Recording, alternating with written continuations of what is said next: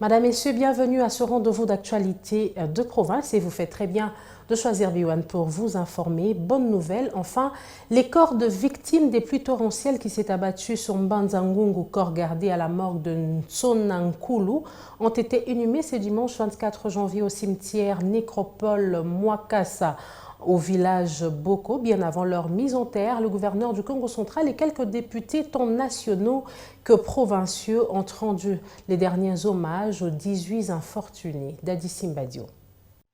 Des plaies déjà béantes des familles proches des victimes, dont l'une parmi elles a perdu 7 de ses enfants, se sont encore ravivées. Une fois les corps des défunts retirés des reposoirs de l'hôpital général de référence de Nsonankulu par les secouristes de la Croix-Rouge, les 18 cercueils ont été exposés au funérarium situé juste à côté, où le gouverneur du Congo central, Atumat Banankuluki, ainsi que quelques élus nationaux et provinciaux ont rendu les derniers hommages à ces infortunés.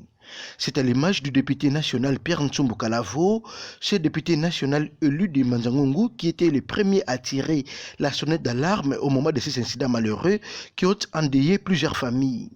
Le 2 et le 3 décembre dernier, deux pluies torrentielles avaient causé des éboulements et des glissements de terrain, ayant ainsi écroulé plusieurs maisons d'habitation en Mbanzangungu. Le bilan macabre était passé de 15 à 18 victimes. Non urbanisés, certains quartiers de Mbanzangungu représentent un danger permanent pour ses habitants.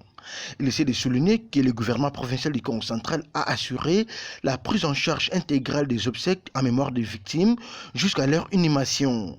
Atumat Banankuluki, chef de l'exécutif provincial et les élus nationaux et provinciaux avaient accompagné les dépouilles mortelles au cimetière nécropole Mwakasa, au village Boko, leur dernière demeure. Dadi Simbadio, Matadi, B1.